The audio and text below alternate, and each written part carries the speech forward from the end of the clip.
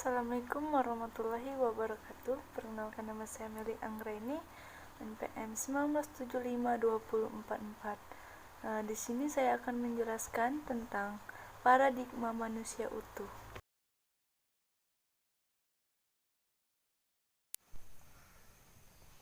Paradigma manusia utuh. Yang pertama, kita mengetahui paradigma. Paradigma adalah atau hakikat atau pola hubungan. Pribadi utuh sama dengan perpaduan dan keseimbangan dari berbagai aspek yang membentuk kepribadian. Menurut pendapat lain, paradigma manusia utuh yaitu pola pikir yang mengutamakan integrasi dan keseimbangan pada yang pertama, pertumbuhan PQ, IQ, EQ, dan SQ. Yang kedua, kepentingan individu, kepentingan masyarakat, dan kepentingan Tuhan. Dan yang ketiga, keseimbangan tujuan lahiroh atau duniawi dengan tujuan rohania atau spiritual. Adapun macam-macam kebutuhan. Kebutuhan manusia, tentunya manusia memiliki kebutuhan menurut intensitas kegunaannya. Yang pertama adalah kebutuhan primer. Kebutuhan primer merupakan kebutuhan pokok manusia. Apabila tidak dipenuhi, maka akan melakukan pergangguan kehidupannya. Yang kedua, kebutuhan sekunder merupakan kebutuhan yang sangat penting, tetapi kebutuhan ini dapat dinomorduakan. Ketiga, kebutuhan tersier. Kebutuhan tersier, kebutuhan yang mempunyai nilai ekonomi yang cukup. Kebutuhan tersier juga merupakan kebutuhan manusia yang barang mewah. Kebutuhan ini dibagi menjadi dua, yaitu kebutuhan sekarang dan kebutuhan masa depan. Ketiga, kebutuhan menurut sifatnya, yaitu jasmania dan kerohania. Menurut subjeknya, yaitu kebutuhan individual dan kolektif. Kebutuhan ini memiliki empat dimensi yang dimiliki manusia. Yang pertama, tubuh. Tubuh merupakan elemen dasar dalam pembentukan manusia. Menurut pandangan tradisional, tubuh merupakan kumpulan material yang membentuk suatu makhluk. Tubuh tidak hanya terbatas pada dimensi fisik atau mekanisme gerakan, tetapi juga berbicara tentang keakuan. Maksudnya, jika seorang membicarakan bagian tubuh dari seorang individu, orang tersebut juga membicarakan keseluruhan individu tersebut. Yang kedua adalah pikiran. Pikiran adalah gagasan dan proses mental. Yang ketiga, hati. Hati adalah menjadi satunya roh, jiwa dan tubuh. Hati adalah pusat atau sentral roh atau jiwa dan tubuh. Dan yang terakhir adalah jiwa. Jiwa adalah merupakan kehidupan atau inti dari kehidupan atau jasmania atau bersifat rohania.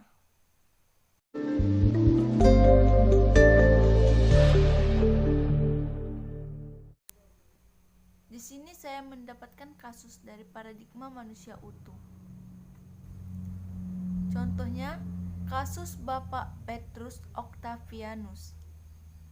Jika dilihat dari karakter Bapak Octav, dia memiliki intelektual EQ, hati EQ, tubuh PQ, dan jiwa atau roh SQ yang utuh.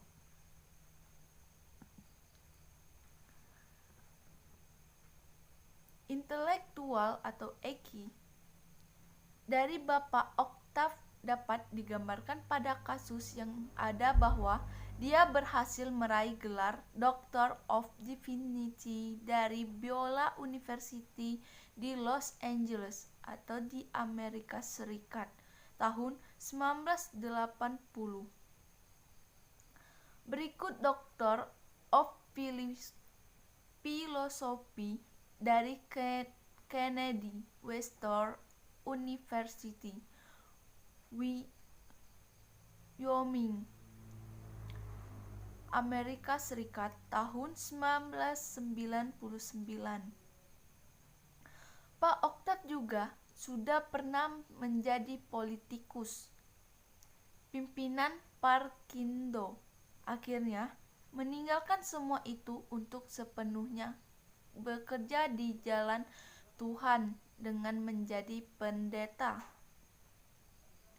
Dengan kegemaran mengajar, mengantarkannya juga menjadi penulis buku yang sangat produktif.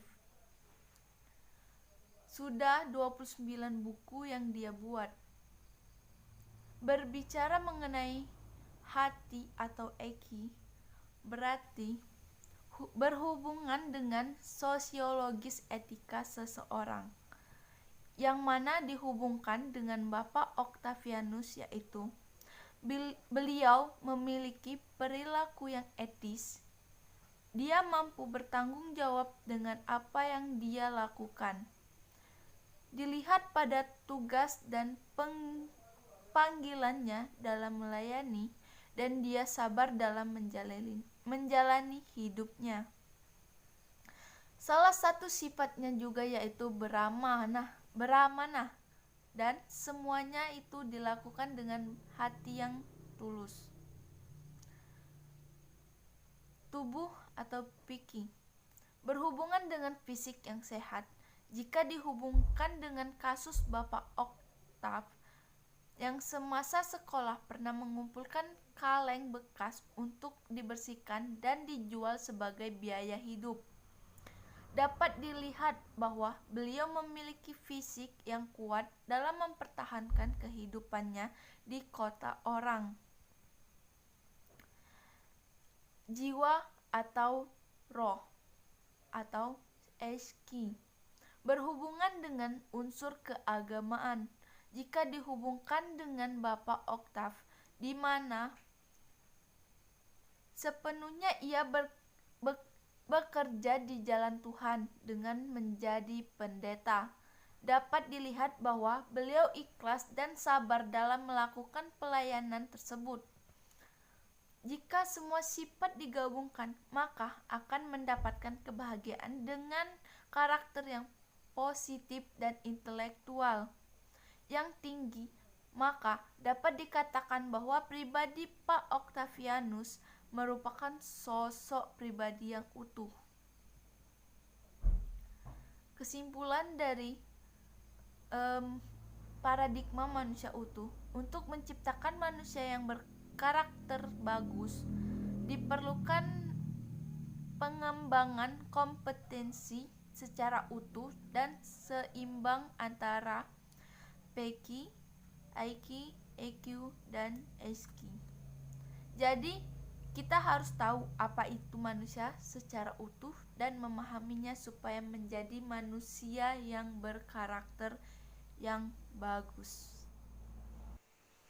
Thanks for watching video. Wassalamualaikum warahmatullahi wabarakatuh. Bye bye.